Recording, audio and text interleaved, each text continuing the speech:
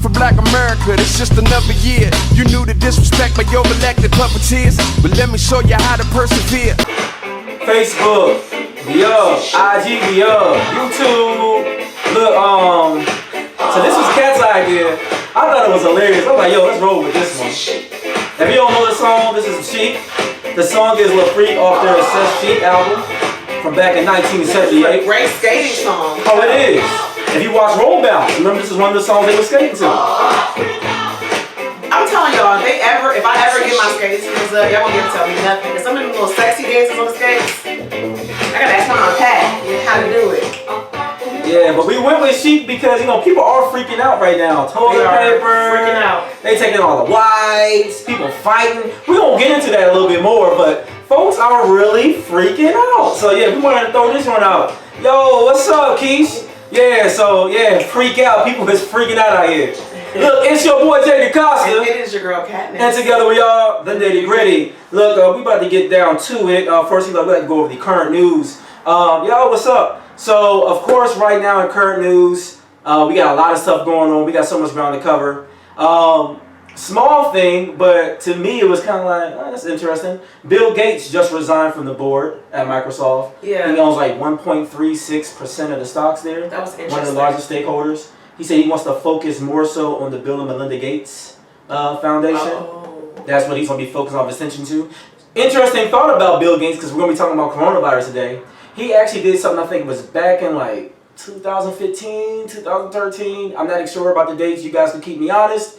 He did this big TED talk talking about how a international or world pandemic is the biggest threat to humanity on Earth and that we're not prepared for one. And he listed out all these different things that would happen in the event of a global pandemic. Mm-hmm. And I find it interesting that he's also been one of the biggest investors in some of those stocks, like I think it was AYTU, INO, and for those that don't know, these are stocks for companies that are currently working on coronavirus vaccines, and those stocks are relatively low. I think the highest one is like what, $7, maybe $8. So Monday morning when the market opens, that might be something you put a couple $100s into versus a pair of sneakers. I'm just saying, yeah, just something to put out there. So that's interesting news. I wonder if you said that he's trying to focus on the foundation. I wonder if it's like something billionaires are catching on to, because I find it interesting that Zuckerberg's foundation is like hiring up people.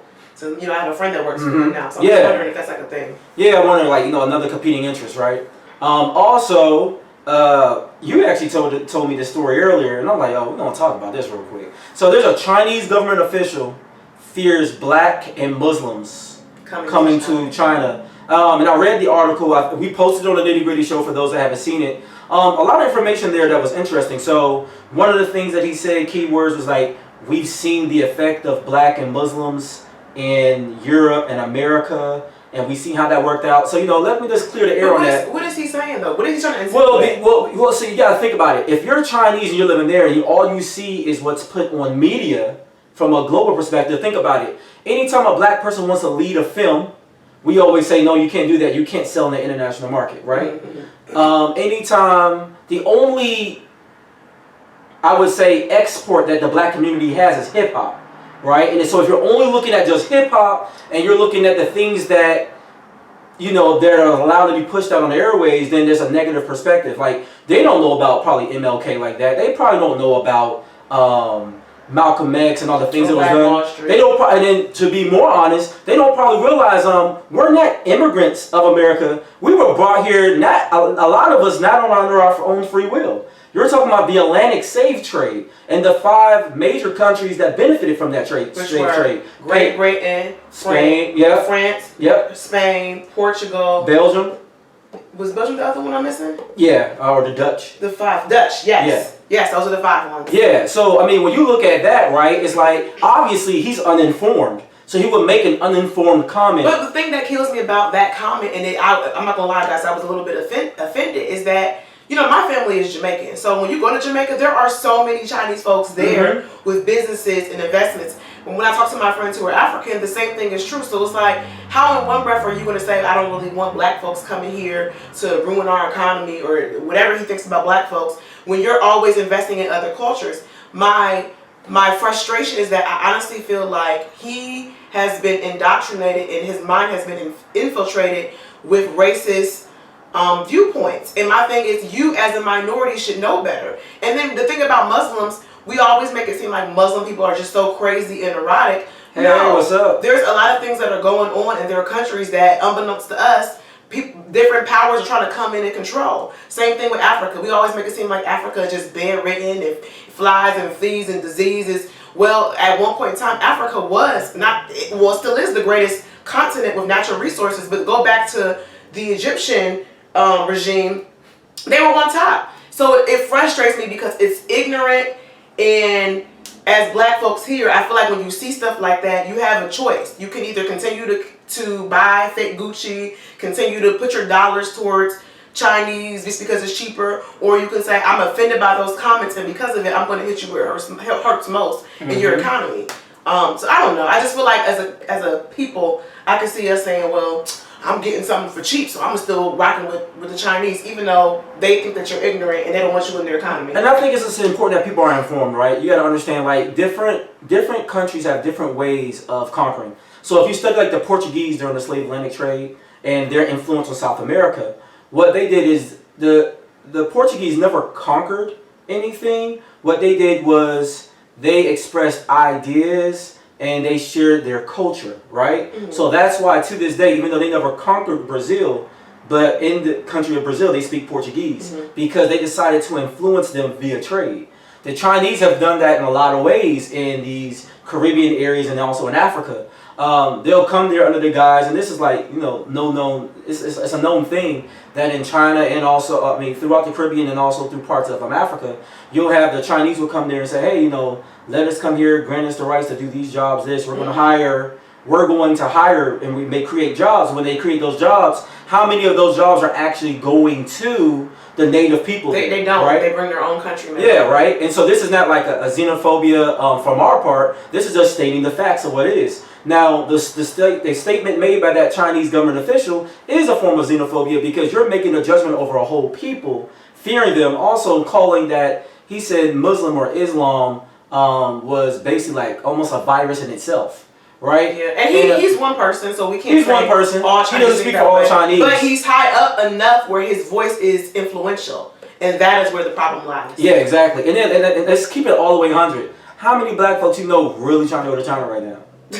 I'm just like, in the midst of everything going on. That's what I'm saying. So I'm just saying, those statements, and you got people who are just as ignorant talk about, well, this virus is the Chinese virus, which is not. It's not. But I'm just saying, we know that so much ignorance. Yeah, exactly. I mean, just saying, like, ain't a whole bunch of people trying to flood that country of all places to go. A lot of folks are really trying to go back to Africa, but they don't really. And if we're honest, and then out of all of the great Asian countries, I feel like black folks tend to gravitate more towards Japan than China. Yeah. So I'm just saying, like, I wonder why that is, though. Well, when you look at from a cultural standpoint, right, what the Japanese have, like when you look at the food, when you look at culture, anime, things of that nature, what Tokyo represents as far as like in film and all of that kind of stuff, I think the draw is there. And then culture-wise, when you think about like samurais and all that thing, I think we're more so drawn to that culture as far as how it's put out in the media than Chinese culture typically as far as how it's put out. I mean, I think the Japanese have always been a little bit more inviting into their culture. You get what I'm saying? And I feel like they're more progressive. So the fact that they're not trying to control everybody to think one way and do one thing. Well, the Japanese is a democratic state of government, whereas like the Chinese is more of a socialist state or a communist state of structure. So you know that's that. So I found all that interesting. I thought that was weird. But anyways, we want to get down to the nitty gritty right now because I know a lot of y'all, I know what you're here for. You want to talk about this corona. There's a lot of stuff going on in your neighborhood. Quick question. Wherever you're watching from, are you guys sold out of toilet paper, hand sanitizer, and all those things? I just find that just interesting. Like, people have lost their mind. All right, yeah, let's get into that first, right? So, because we have a bunch of different subjects under this tagline. So let's talk about people who are hoarding, right? Let's just get right into it. So there's a guy in Tennessee, it was Dixon, Tennessee, right? Yeah. Him and his brother, right? Him and his brother, they went around and bought like all the sanitizer, they bought toilet paper too, right? But I think their focus is sanitizer, correct? Or just products in general? It was sanitizer and the mask. Oh, the mask, right? So they went out and bought masks, they bought, sanitizer, and then what they were doing is they started a little, small business or an outlet on Amazon, and they were selling sanitizer for what, $70? Yes. Yeah, because people can't find it in the stores, right? So they were selling sanitizer as high as $70, and he had made how much again? I think before they shut him down, I want to say he made like at least $1,200. $12,000. $12,000 in 1 week, right? Yeah. So this dude made $12,000 in 1 week. I mean, he made his money back already, but and then some. But when you look at how much stuff he had in his garage, he had over 17,000 things of sanitizer still left. Wow. But my thing is, so how much did he even spend? Why would you even invest? That doesn't even make sense. I mean, it's like greed, but you know what? And there's so many people that are looking down on him. And I mean, what he did, I don't feel like it's totally ethical. But then he's only being a capitalist, and he's only doing what we see our own government do, or what we see our own our businesses do. I looked when I was in the store today, I had to buy like a few ingredients, right? I noticed that cases of water are going for $7 right now. Wow. Whereas normally a case of water used to be $3, but now it's $7. So what he's only mimicking the system that he participates in as a U.S. citizen. Yeah. Right? So when he's going out there buying something and then flipping it for an absurd amount, he's doing no different than Gucci. Because I promise you guys, to make those purses, the Louis Vuitton and all that, that's not, $2,000 worth of material, and that's why they sell it for $10. Mm-hmm. No, you're talking about, like Katrina said, you're talking about $2, maybe, because it's higher quality leather, maybe $15, $16. But then they're flipping it, and you're buying into it, right, because of the name, and you're spending sometimes thousands and thousands of dollars in percentage and overage to buy this item because of the name that's attached to it. I wonder why, your mom, she's right. Gouging. Price but gouging. I wonder why Amazon... Brett, what's good? We talking coronavirus. We're talking about the hoarding of it right now. I wonder why... Is the toilet paper going to your city? My bad, Kat. That's okay. I wonder why Amazon shut him and other sellers down. Was that mandated by the government? Or did Amazon say, no, we can't let you get that money? Because, I mean, my thing is when you make a transaction on Amazon, doesn't Amazon make money too? They do. They take a percentage of the sale. I think what it is, it's funny how the little guy, they can talk about his ethics all day long, right? But, where's the ethics at with the Purell companies when they start raising the price of $1 sanitizer to $2, right? Or when Bounty will start selling the price of toilet paper or paper towels that would once go for $5. When it starts going to $8, isn't that a form of inflation that is not, right? So I just think it's kind of like, it's interesting. We'll attack the little guy because they're gouging the prices. It's just so outrageous, right? $50. I mean, that is a bit extreme. You know what I'm saying? But he's only mimicking what it seems like the government allows anyways. I mean, y'all do it in every other facet. So why can't I do it? I kind of get the mentality of how someone gets there to say this is what I'm going to do, although it's not right. Yeah, but because you are capitalizing on a situation where people are fearful of catching the coronavirus. So they're like, I can't find sanitizer, so I'll spend $50 for it because if it's going to help me protect me and my family. So it is kind of concerning. I want to also talk about, since we're talking about coronavirus for all the people who just joined, we're talking about different aspects of it. So just follow us along in the conversation. All of these emergings of these outbreak movies, Outbreak on Netflix, Contagion, all these movies all of a sudden are like coming back to the forefront. So I watched both of them for the very first time, and Contagion was kind of scary because it just seemed like it's pretty realistic. Pretty realistic. And then it's just to me crazy how they're talking about we need to blow up certain places, we will do it. And sadly, I can't put that past our government. I mean, it's, I think we would see more or less a reaction of what you've seen in like this Contagion and that Outbreak. Outbreak was definitely more of a movie. Contagion was definitely like, realistic. Considering that Outbreak was made during like the 90s, right? So, like these crazy ideas were more so, you didn't have to have a realistic movie. Like, people was getting their virus and they was all red, they would be like, I mean, back then, you didn't have, movies had to be, didn't have to be realistic. Look at the Batman of that time, right? And the heroes, aesthetics, and wearing. Then you look at the current Batman movies, right? We like realism in our movies now. So Contagion was made later. I think that's why you see more realism. Herman said gouging is not right, period, both for the consumer and for the corporations. And I agree with you 100%. Quick question about people hoarding too. How many of you are seeing people like with crazy amounts of toilet paper? I'm just curious. How much is too much toilet paper? What's enough? I know there's been rumors that people may have to be in their homes for the next 2 weeks, maybe a month. But how much is too much toilet paper? Just curious. And then asking for a friend, as they would say. And then to follow your question, do you think that some of these stores are purposely not putting out their full amount of shipment because in their mind, in the event we have to be quarantined for, like, let's say the rest of summer, they don't want it all to go? Similar to Italy, at one point people were buying all the products, and apparently in Italy now it had gotten so crazy the government told stores, stop selling it, let's save it for rough times, and they literally were giving out like rolls of toilet paper, rolls of tissue. And speaking of Italy, I feel like I see a lot of people on Instagram and such. I'm not really on social right now. I'm taking a social break from my own personal thing, but from what I've been reading and hearing, I know a lot of people are basically saying that, oh, people are overreacting. It's nothing more than just the flu. But I do feel like by looking at Italy and what's going on over there, that's a good example of what can happen if we don't take precautions of social distancing. So, thoughts on that? Yeah, and then also talking about some of the hoarding, Herman said, good question. Another question about like people buying all these supplies and everything. First of all is, what's too much?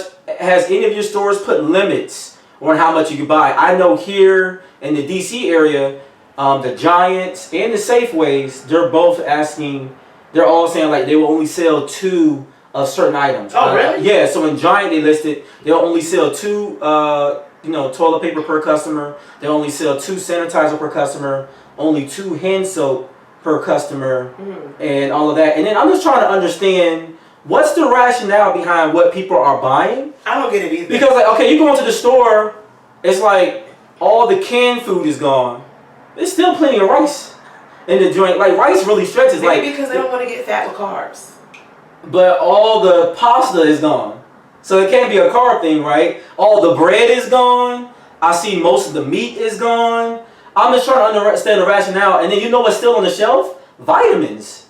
Like you would think you would want vitamins for immunity and stuff like that. Like why aren't people stacking up on vitamins? I know why, because vitamins cost $12 a pack or a bottle to get some vitamins. I guess you get toilet paper, but I don't understand the craze behind so much toilet paper. That's wild. Miss Jean, I know you're a nurse. If you're still tuning in, can you maybe provide the rationale? Because I don't know if fear is causing people to buy everything in bulk. But to your point, if you're only going to be in the house for a month, I mean, how much toilet paper can one go through? And then, are you planning to cook? If you've never been a real, big cooker, do you think you're about to just change your habit and just, cook? Apparently, they were saying that that Uber and pizza places are probably going to make a good amount of money because people are going to still utilize those services, apparently. All right, so from what I'm seeing from the Altars out there in Tennessee, shout out my parents, they're saying no limits yet from what I know. Mamie said some places will only allow you to get 2 packs of toilet paper or 2 cases of water. So that's interesting. And then, I guess, the other thought process is, okay, you're buying all this stuff. I guess that's where all the tax money is going for one. Because I guess people ain't buying cars and all that. I mean, and then my thing is, if we've been taking care of ourselves already anyways, why haven't these things been sold out in the first place? You get what I'm saying? Like, if you've been washing your hands, why all of a sudden is everything out? I mean, I get you're trying to store up, but, how much do you need to store up? I'm almost curious, are some of you for the first time wiping your behind? I mean, I'm just saying. I think it's because it's hysteria. I think some people really do have respiratory infections and problems.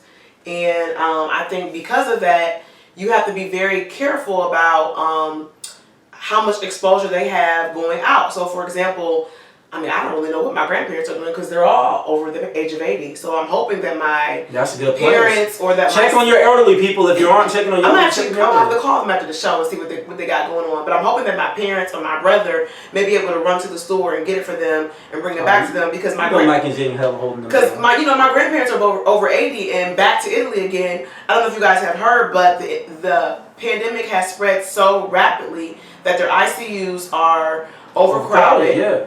To the point where they just made a national mandate that if you are over the age of 80, you will not get serviced. So basically they're saying that if you're over the age of 80 in Italy and you have coronavirus and you die, they feel like at this point there's no point of exhausting all of their resources to save an 80-year-old versus someone who's young, who probably can survive from it, things of that nature. And that to me is really, really sad. And I feel like as Americans, we have a duty. As someone who's a public health professional, I take this very seriously.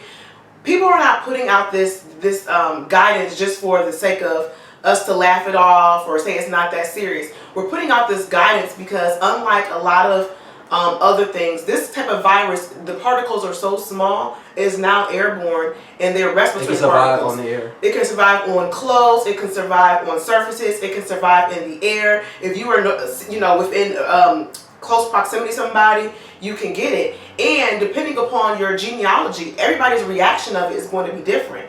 And then last but not least, one thing about viruses is that after different people get exposed to it, there becomes different strands. It mutates. Yes, and different strands tend to become stronger. So I do think we need to take precautions as to why people are going to the bar. I'm gonna do what I want to do. YOLO. I'm gonna go on a plane, and you're putting yourself at risk because at the end of the day, you may be fine and recover, but you don't know how it's going to affect the person next to you who you love. And Exactly. No one wants to bury all of their elderly at once just because we didn't take the proper precautions. So I'll take a pause, and I guess we can read the comments. Yep. Sorry, I just want to play that again. So Brent from IG said, "Preach, little bro and sis. The soap thing drives me bananas. I agree with you. People could not have been washing their hands previously." I agree. Like, I don't think they were. Also, he says, "Sorry for the late response." Oh, it's all good, bro. People drops all the time. So, man, funny thing that you bring up the soap thing and washing your hands. So shout out to my homeboy Gary Askew from Austin P. Big Q Dog and all that. He wrote a story about how he's in the bathroom, right? And he's washing his hands, because, we wash our hands. Y'all know what I mean by that. So we're washing our hands, and this guy comes out the stall. Not even out of, like, the urinal. We're talking about, like, out the stall, right? Out the stall and about to walk to the door. So, I guess in the men's bathroom, we know what that means. Yeah, so he's like, yo, like, hey, wash your hands. And the guy told him, like, listen, it's my right to wash my hands or not. And he's like, it's my right also to try to protect myself and others. So then the guy went over there reluctantly, splashed some water on his hands, like, are you happy?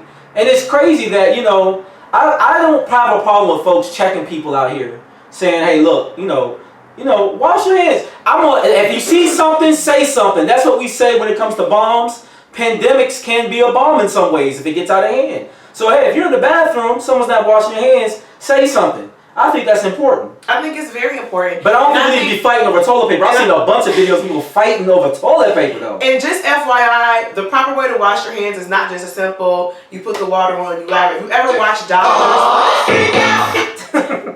This guy. If you ever watch doctors, they're rubbing their hands constantly with soap for a very long time because at the end of the day... At least 30 seconds. When you're think about you're getting on an elevator, let's say. You don't want to press it with your finger, but maybe you press it with your knuckle. So the germ, the virus is still on your knuckle. So you want to make sure that the soap is lathered all over your hands. And then I know another thing that you're taught in public health, I know this is so weird, look at me. Mm-hmm. You're taught in public health to wash your hands like this just to make sure that all of your fingertips are getting lathered properly and then rinsed. So they always say sing a song, sing the ABCs. I feel like I've washed my hands so much that I feel like my eczema is getting really bad because my hands are so dry now. But I'd rather be safe than sorry. I am of the firm believer I'd rather need something and not have it than to... No, I'd rather have something and not need it than to need it and not have it. So I don't think that this is just a hoax or that people are just being ridiculous. My thing is we are a capitalist society. So when the NBA decided to be the forefront of canceling sports, I really do believe that because of the NBA's decision, that is the reason why other sports organizations canceled thereafter. But when I saw that, to me, that indicated that this was a much serious situation than unbeknownst to us. One thing we know to be true is that if you're rich, one thing we know to be true is that if you are rich, you tend to have friends in high places. And if you've watched the movie Contagion, movies have some truth to them. They like to keep secrets in certain circles, and they don't want the media to know, the full breadth of what we're dealing with because they don't want to scare folks. So with that being said, just pay attention. If we're living in a capitalist society and some of your major money makers are canceling things knowing they're going to lose money, Isn't that a clear sign that it's serious? So let's talk about the seriousness of it all. I know there's some people that are saying, "Oh, it's not serious. I don't see the point of practicing social distancing. I think we're freaking out. Black folks can't get it. So it's one of those things that people don't want to take it serious. But I will say this, and someone please look it up. Correct me if I'm wrong, because I looked it up and I didn't see it. But maybe I didn't look in the right places. I don't see where during H1N1 the basketball season got shut down. No. I don't remember that. Someone else tell me if I'm wrong. I don't remember during March Madness, during any of these epidemics, where we shut down March Madness. One of the biggest, once again, we're a capitalist society. Keep that in mind. You're talking about billions of dollars when you see teams like Duke and UNC play, to watch Connecticut play, to watch the Tennessees and the various SEC sports teams play each other. You're talking about you would shut down billion-dollar events during March Madness because of this fear of this epidemic. Are we actually overreacting, or is maybe there's information you don't understand or don't know? Because I've never seen this precaution taken for swine flu. No. I don't remember that. I don't remember this precaution taken during all the other seasons where people were getting sick and all of that. And I know people keep pulling up the numbers. But so far this year, so many people died for the flu, coronavirus so much lower. However, the flu and the coronavirus are really of the same brand of virus, right? And the symptoms look the same. So how are we to know, right, if these folks didn't actually die from corona, but we identified it as flu at the time of death? Going to IG real quick, Brent had some things to say. He said, so true, trying to downplay it. He's agreeing like, nope, it never happened. He said March Madness has not been skipped in 80 years, folks. Wow, that's fast. So in 80 years, Thank you, right? So in 80 years, we have never stopped a March Madness, but we decided this year, right, when certain people, even in office, they need a win. We decided to cancel all these things.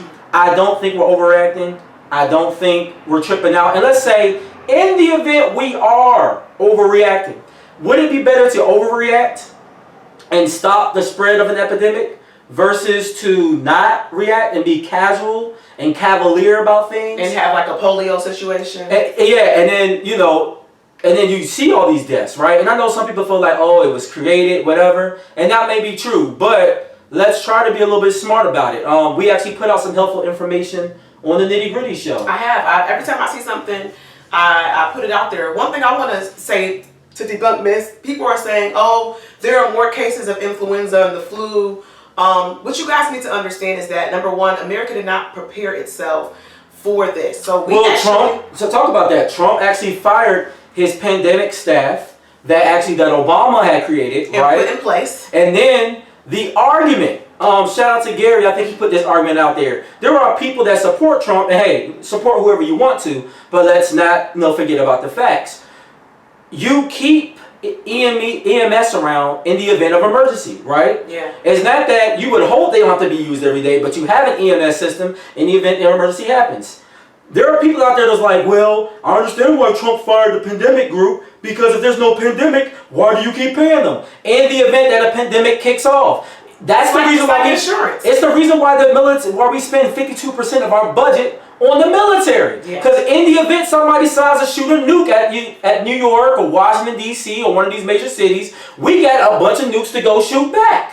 Right? The reason why we're in the Middle East in the first place, the reason why we care so much about what Iran is doing with a nuclear program is because in the event they decide to get some get back for all these years of tampering with their government, we want to be ready to fire back. But I just want to just elaborate. So back to what I was saying when I was saying we weren't prepared. Number one, we don't have enough test kits. We just don't. Nope. That's people selling fake test kits out here right now, right? To capitalize, that's another thing too. Number two, they are starting to decide who gets tested, which is like crazy. In other countries, everybody gets tested, but I think South Korea is testing at the highest rate of any country. Yeah, so here in America, it's like, oh, well, your symptoms don't really seem like corona, so we're not going to test you. We're going to just only test people who have symptoms that seem like corona, or we're going to test folks who have been in proximity to folks who have tested positive for corona. And when you do that, it's a really terrible way to go about it, because the reality is with coronavirus, you have a lot of asymptomatic people. Coronavirus symptoms may not become prevalent or show up until 14 days later. Another thing that I'm really surprised by is that when Trump did his, a 30-day ban for not 30 days, with a 30-day ban for traveling to and from Europe, something like that.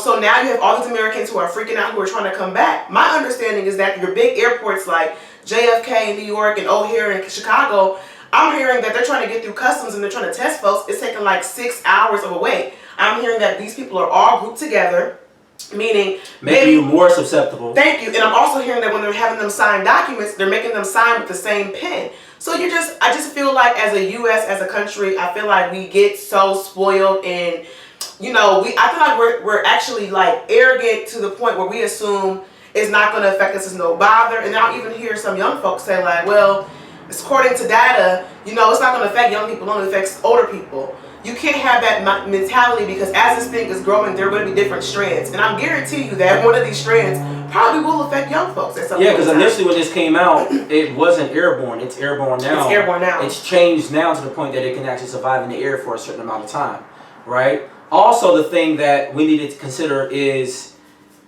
these precautions are fake. People are not going to start messing up the money for nothing. I'm just saying, like, people don't mess up the money for nothing. You don't cancel these things that we're seeing being canceled.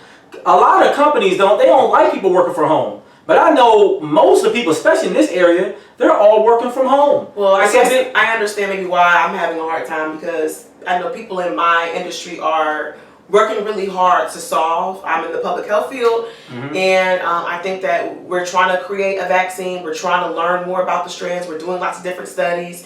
We are not sure about, and then you have to understand, public health people, one last thing, public health people, we have to actually write down and track different people's exposure. Like, oh, he was on the planet this time. It takes a lot of work. Brent made a good point off on IG. He said, he should have, talking about Trump, he should have banned the travel from China from the gate, but that would have caused an uproar. However, he didn't have a problem banning Muslims or Latinos crossing the border, right? So it's amazing, like, what, when it comes to certain things, it's like, oh, okay, yeah, we don't want to be that, but then for a lot less, you will restrict travel, right? People coming across the border trying to get help. And now it's funny, because I don't know if you've seen this, Mexico is now preventing people from coming across their border. Good for them. Spreading more germs. Good for them. Because let's be honest, when you look at the numbers, Africa and South America don't have the amount of cases rising as the European and also the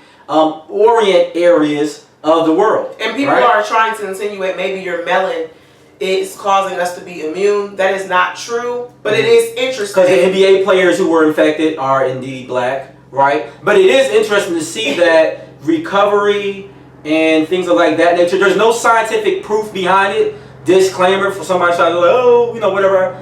There's no medical proof proving so, but we do know there are fewer cases. And then there's been the argument, to be fair, there's been the argument that, yeah, well, some of those places that they're third world, how would they know if they're not testing for it anyways, well, right? Yeah. So I get that, Well, yeah, they don't have the infrastructure like that. So let me just go ahead and read off a few myths. Keep your mouth moist and drink a lot of water to prevent the infection. This has been going around. There is actually no current scientific evidence behind that claim. Keeping your mouth moist will prevent infection from coronavirus, but staying hydrated can help keep your immune system strong. So don't think because you drink water you're not going to get it. Water is not going to... Water is not a cure or a vaccine. Yeah. All right. Okay. Another, drink water often to flush the virus into your stomach where acid will kill it. That also is not true. We thought it was true, but it's not. Yep. Once you get it, you get it. This is it. It's in there. Keep in mind, because under your tongue, right? That's why you have things like sublinguals. You put the medicine on your tongue, and then it goes to your bloodstream, right? Come on, so therefore, GRU. So therefore, putting something getting in your mouth, you flushing it down, it's not going to interact quick enough. Anytime you have sublinguals that dissolve in a matter of a few seconds under your tongue. So keep that in mind. Just saying, simple science. If you have a runny nose, you probably just have the common cold. That is not true. If you don't feel well, you need to take precautions and you need to avoid infecting others. If you feel like it's something that you can't manage, you need to go see a doctor. Yourself. Another myth, holding your breath without coughing does not mean there's no infection. Just because you hold your breath for 10 seconds, that's another thing that's going around, doesn't mean you're not infected. Yeah, people are like, oh, if you have coronavirus, you can't hold your breath for 10 seconds because it affects the respiratory. Because decrease lung capacity. Yeah, no, that's not true. Yeah. People have varying lung capacities. So. Myth, go get the flu vaccine. It will help with the coronavirus. No, it will not, because flu and the coronavirus are two different things. That's like saying that you're going to get the flu vaccine and now you won't catch AIDS. Come on, folks. A virus is a virus. This will go away by summertime. Also, if we just told you that this thing is spreading rapidly, there are different strains, and we don't know for a fact. As it adopts, it still may be here during the summertime. Yeah, I think it has an R0 value of 2, but I'm not sure. Vitamin C and other supplements can boost your immune system to combat coronavirus. Of course, you want to have a strong immune system, but again, once you get it, you get it. I mean, that's just kind of what it is. So here, and then also for the Christians, right? I might ruffle some feathers. I'm not trying to. There now? We got to go there. Okay. All right. God has given us common sense, right? When God healed the lepers, right? He didn't touch them. No. He told them, he yelled at them from far away and walk. He said, "Go now and be healed. Go see the priest." Yeah. Didn't touch them. Didn't lay hands on them. Now, there's a bunch of times he laid hands on people, but he didn't even touch the leper. So if Jesus had enough common sense not to touch somebody, right? Then why can't we have more common sense? I know some people be like, "Oh man, you misinterpreted the Bible." No, because there are arguments from church folks. Some church folks feel like, the blood of Jesus, we're going to, pray out this spirit, and God got the same God that got us through Ebola, whatever. We need to come together, be on one accord. And there were some Christians that died from Ebola. Yeah. Right? Just want to put that out some there. of these Christians are feeling like we need to gather together, and that if you really have faith, then you believe that you will not get corona, and that is just pure ignorance. Period. Point in the blank. And then just keep it simple, right? Because there's a whole lot of Christians out there taking in too much sugar and too much salt, and y'all still die from heart attacks every year. You going to sister so and so's funeral and brother so and so's funeral because they were overweight, right? Faith didn't get you on that treadmill, right? But I need faith to get that hand sanitizer and that soap on your hand. And practicing social distancing. Because the reality is you do not know who has it. You don't know who came in contact. It's literally as simple as, I have coronavirus. Maybe I am coughing over here, so Juan's like, ugh. But maybe I cough and I touch this. But he doesn't see me touch it. And he literally does something here and he gets it. Now he has it. Now he goes to church. He doesn't think he has it because he's like, I haven't been around anybody that's sick. And then all of a sudden he's around people and they're getting infected. He's asymptomatic because he just got it. And now it's like a domino effect. So stop using ignorance. Stop trying to create fear tactics to project ignorance. The reality is, if you do not have the capabilities at this day and age in 2020 to do online ministry, then you're already behind the game, and I'm sorry. But social distancing is what they are asking for because they are trying to prevent not only the spread of coronavirus, but also prevent the potential for it to grow rapidly and us not have the infrastructure to care for sickly people. I think they said across the country, don't quote me, but I think they only have like enough ICU beds across the country. It's like maybe like a couple thousand. Like, it's not even a million. We have, the U.S. is what, 36 million people?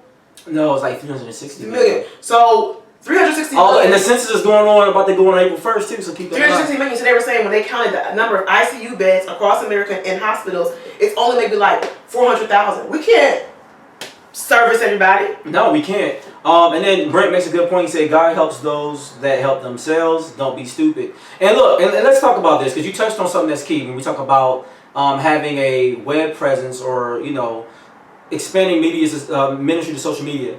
I've seen in the industry where they're trying to help corporations develop this mindset of what it could be to have people work from home, to create a plan via the internet. For years, companies, education institutions, and all that have ignored this. They're like, oh, we don't need all that. And now I see people in this industry scrambling to get MiFi devices and employ iPads and say, okay, hey, that digital learning, people are looking at, what's my digital foot plan? And what is my plan in the event that these kids have to be at home? They just can't be at home for 3 weeks chilling. They should be expanding their education. And because we have failed our government, our customers, our constituents, and those that rely on us for whatever services we have, we failed to move forward with technology. We're failing them in a big way now. We should have already had a digital footprint for impoverished families. The programs are out there.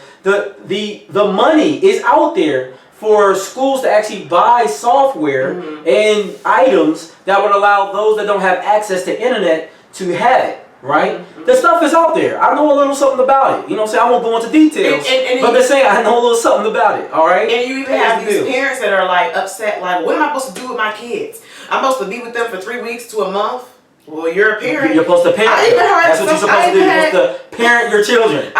Some of the parents are feeling like, well, who's going to teach these kids? Because, you know, I'm not a teacher. So let's talk about that. Who were the teachers before we had an institution for teaching? Up until the 1800s, we didn't have conventional school. You know where school was? It was at home. If your father was a carpenter, you learned their trade. If your father was a blacksmith, you learned the trade. If he was a baker, you learned the trade. And guess what? Mom wasn't just barefoot and pregnant. No, she was actually training the kids as well. She was teaching them how to act, how to take care of themselves. If she knew how to write, she taught them how to write. You get what I'm saying? This is a good opportunity to. This is an awesome. Yeah. Not just a good. It's an awesome opportunity to pour into your children. Teach them how to cook. Yeah. Teach them how to balance a checkbook. Teach them about numbers. Teach them about the internet. Start Googling different careers. Like, ooh, since now we're going to everything being online, let's talk about how we can. But you know what? We want code.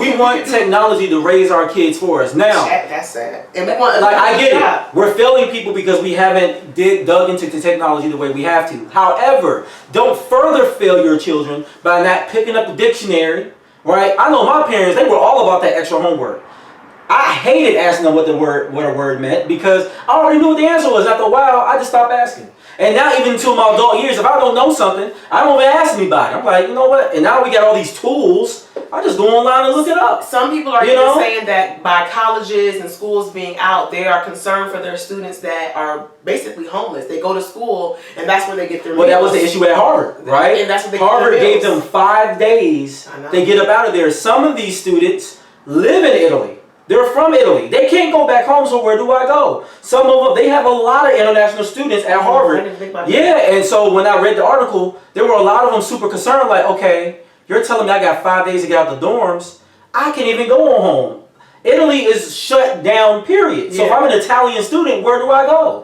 If I'm an African student and that's shut down, where do I go? If I'm from Europe, or even if I'm broke, right? Let's say if I'm from a low income, not just the inner city, trailer park too, because they broke as well. Well, yeah. You know, you can't get back home. Who's gonna pay for that plane ticket? Or if you rely on you to be at school to get fed. And some of these people are homeless, so I do think it's a concern. My question then goes to, and I'm gonna say it. These colleges and universities are $1 billion industries. Every year, college is inflating. You're getting $50,000 from each student. You mean to tell me you don't have enough money to help these kids? Well, look at Harvard. They have it's like $250. I mean, you guys will look it up. And student loans still sending me emails about, well, you're going to make a payment, even though supposedly the interest from student loans has been waived. The point I'm trying to make is that colleges have been robbing us. $22 billion. What's endowment? Howard has a $22 billion endowment. Howard or Harvard? Harvard. Howard. Colleges have been robbing us for a long time now, and the fact that we have students who are homeless, who won't have food, and there's literally no care consideration when they're making millions of dollars on interest rates. Forget college and university. This is the opportunity for students and parents alike to band together and let people know what time it is. Either you change your infrastructure or we won't be utilizing you. Because at the end of the day, you don't need a college degree. You can get certified online. Sure can. You got Scrum, you have Agile, right? When you look at the jobs of the future, you can look these certifications up. There's free learning on LinkedIn. Let's say you can't afford to go to the class or for whatever reason not available. I've been looking at free learning. There's free learning on LinkedIn about learning more about SaaS, web services, all that. And the good thing, if you're doing the pre-knowledge now, when you can take the actual certification, you pretty much know most of the information. I'm just saying, like, information is infinite. You can go out there and get it. I'm just saying, it's out there available for you. Look, we'll stamp right here on coronavirus. I'm pretty sure we'll talk about it some more in the weeks to come. Hopefully you guys try not to drive each other crazy. Maybe do some Bible study so you don't get on somebody's nerves. Because I know I can get on somebody's nerves. So I'm going to definitely employ some Bible study in my house so I don't get on somebody's nerves. But I will say this, be prayerful, but at the same time, exercise some wisdom. And take the proper precautions, right? If you don't know them all, I won't list them right now, but you go to the nitty-gritty page, we actually listed the things to avoid, the things that are okay to do, but you should do with caution. and then we also listed the things that you really can do. And there's a lot of liberty within the confines of your home, believe it or not. This is going to force people to communicate. Hopefully. I feel like we live in a day and age where you're gonna watch a lot of Netflix. Where social media, people are DMing people. Now, if you're married and you're having marital problems, now is the time to make a decision.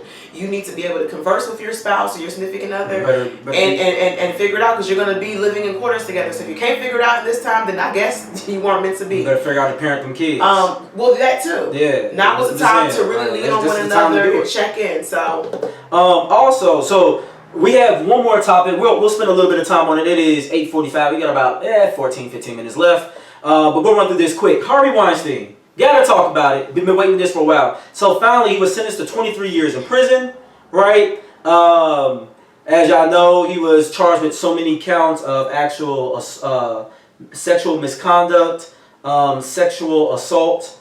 I think it was like three different items he was actually charged on. They asked for only 5 years. They gave him 23. I think what was interesting, right, and this is where, once again, for some of our other viewers, right, you might be white, and you know, when black folks say, you know, like the privilege or something, like the unmitigated gall of some folks. So first he was like, I need to go to the hospital. Once he was charged, oh, my heart hurts, my chest hurt, I got chest problems. You know how many Black, Latino, Muslim, people of color heart dropped One when name, they got Eric Garner. Eric Garner said I couldn't breathe. That didn't stop people from killing him, right? He dropped down and they got him on a stretcher. They take him to the hospital. His lawyer is like, I am flabbergasted by the amount of time they have given Mr. Harvey Weinstein. He's done so much for the community. He's donated a few million dollars to certain causes. That didn't stop black folks from saying, lock Bill Cosby up. Bill Cosby has donated, he's kept whole schools alive. And we still sit his behind the jail, right? I'm just telling the truth. I'm just saying. When I went to Spelman for a semester, there was a building that I went to called Cosby. I'm just saying. I don't think it exists. So shout out to Brent. He said Weinstein got exactly what he deserves, and I do too. Now, the one thing I haven't seen Harvey Weinstein get, maybe I'm just not looking at the right sources, there were all kind of memes for R. Kelly, all kind of memes for Cosby, and I guess they got what they deserved. They're raping girls. I think. But where's these memes for Harvey Weinstein? Well, I think what it is my neck, my back. So you know what I'm saying? I think what it is that, number one, I don't think black folks know or relate to Weinstein the way they know and relate to R. Kelly or Bill Cosby. And I also feel like black people, you know, throughout the years, we always use comedy to mask our pain. So we always make a joke of stuff. We know that R. Kelly is foul, but we always make a good point. Making jokes about something. I do know this though. He got exactly what he deserves. Harvey Weinstein was a total terror. His own brother said, you deserve all this time. You were a horror. You were a straight monster to people that you were around. And it's about time that this thing came full circle on you. Wow. His own brother had that to say about him. Wow. So I have zero care for Harvey Weinstein. I think he's getting what he deserves. I hope that this creates a new theme across this whole Me Too movement, because I want to see those who are truly the worst, bad actors in this get their time. I want to see people like Trump brought to justice for all his sexual misconduct. I want to see Kevin Spacey. I don't want to see him just fall into Neverland and we just cancel his movies. No, I want to see actual, federal and judicial action to his crimes. I think recently one of the Coreys, what's his name? The two famous Coreys from back in the 80s that did all the movies. One of them has a tell-all special. It's a movie coming out. He dropped names, but one of the people that he dropped was Charlie Sheen. Said that Charlie Sheen molested him for years. So hopefully we'll see. This will be the beginning of some stuff. Hollywood is a crazy place, you guys. I don't think that back in our parents' day when the Temptations was on drugs and we heard about people sleeping with each other and having babies and people was getting raped and smacked around, I don't think that, or people was doing all these crazy things, I don't think it's false. I think Hollywood is a crazy place, and I think people get desperate for fame and fortune. Sadly, because we're a capitalist society, money controls our decisions. And also one more thing about Weinstein, because I remember this from his court comments. He said, I'm not going to read the whole thing, but some of the key things he brought up was like, he said, I have great remorse. He said, first of all, to all the women who testified, we may have different truths, but I have great remorse for all of you. Even when speaking, he was saying that he feels like currently we're going through a witch hunt. It's kind of like Nazis who were persecuted, or people who was associated with communism, not actual Nazis, people who were considered to be communists during the Cold War. He feels like his struggle is that. No. For you telling me that my ideal way of living is one thing. Me saying that I feel like, oh, I should be a Republican, I'm a conservative for this way. Reason I'm a Christian, so I think I believe this way. I'm a whatever, and I think I believe this way. That's one thing. But when you actually assault people, that's not just a way of living or a thought process. That's a crime, right? It's not a crime being conservative. It's not a crime to be gay, right? It's not a crime to have freedom of speech, to practice the First Amendment. It is a crime, however, to stick your mouth, your hands, your genitalia or whatever and force it upon a person. That's called rape, and you get 23 years for it. But for him to try to say that, and then now all of a sudden he wants to make comments about the judicial system and it needs to be worked. There are so many inmates in jail unjustly. Hold up. First of all, yeah, you're right. There are a bunch of black and brown. You want to say something. Yeah, you're right. There are a bunch of black and brown boys in jail right now in places like Colorado, right now in places like Illinois, right now like places in DC, right now like places in California where weed is legal, and they only went to jail for weed, not for assaulting someone, not for actually brandishing a weapon or even having a weapon present. All they had was a few milligrams or grams of weed, and they still in jail for something that people are making money off in their current state. Those are the folks I'm worried about, not you, Mr. Weinstein, who raped women, countless women. And I don't think we mentioned this, but if you are in jail, you actually are more vulnerable to the coronavirus because you live in close quarters together. They don't really have a system to protect it's not like they have any medicine or something like that, and they're not trying to let these people go. They're trying to make. Do you know there are certain countries out there that are actually releasing some of their non-violent inmates just now, just to keep them out of that you in a county system? jail, come on, county jail versus federal prison is two different things. I mean, if it's not a violent crime, if you did,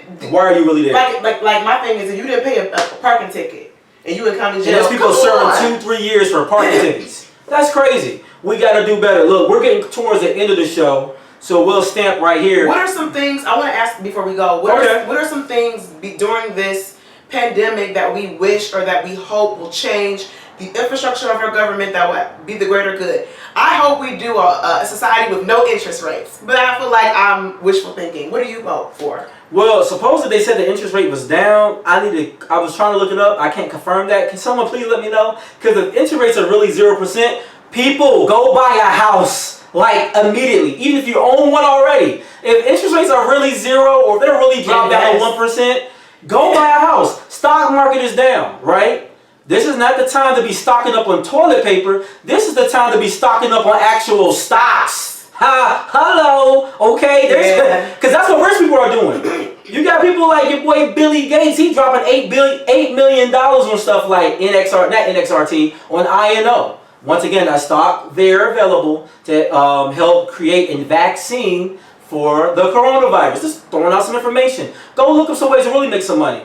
Also, wanted to throw out some shout outs. Shout out to my namesake, my son, my only son, at least as of right now, but my only son, Juan DaCosta. He just turned 12, March 11th. Also, shout out to my heart. We call her Little Mamie because she acts just like her grandmama, but we love her to death. Shout out to Natalie. Her birthday was March 10th. All right, she just turned 10 years old. My little snack too. Shout out to Kim. You know what I'm saying? Me and Kim, we go way back. Also a supporter of the show. Really appreciate her. Her birthday is the same day as Juan, so it's an easy day to remember. You know, cheat codes. That's how I remember my homeboy Jerome's anniversary, because it's the same date as my dad's, October 7th. Right? Cheat codes to life, right? Also, big one for me, for all the hip hop heads out there. Shout out to Electronica. Finally dropped and debuted his first album, A Written Testimony. He's been on countless verses. Really dope, a very conscious guy. He raps with substance. That I really enjoy that. Someone who likes De La Soul, Tribe Called Quest, all that good true hip hop. So I thought that was dope to finally have that. I want to shout out Kai. He just turned 1. Oh, you met Kai? Yeah. No, I don't think I met Kai. I just seen so many pictures of him. He's a cute little baby. Oh yeah. Shout out to all of those.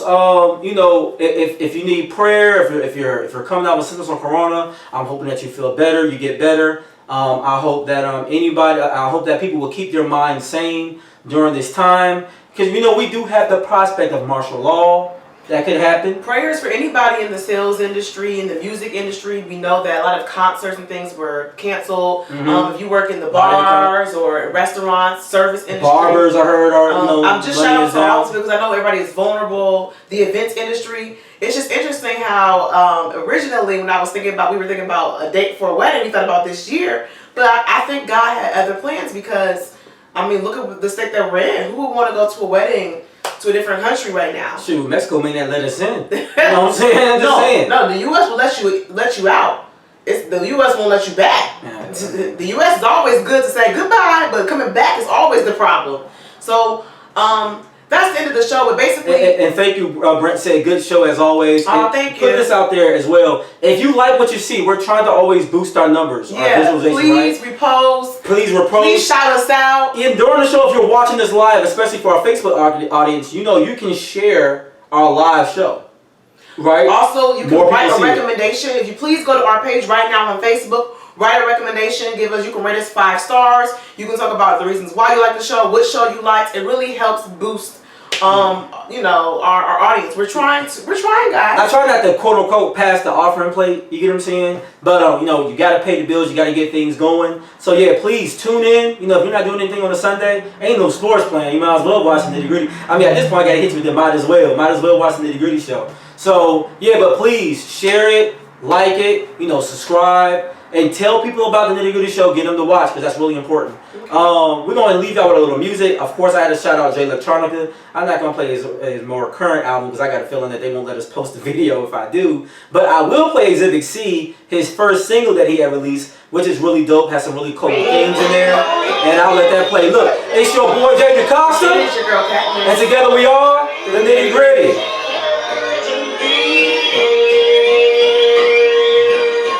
Cause Blaze. If y'all haven't heard this new album, Written Testimony, you're in for a treat. If you like hip hop, if you like really good music, check out Written Testimony. This is dope.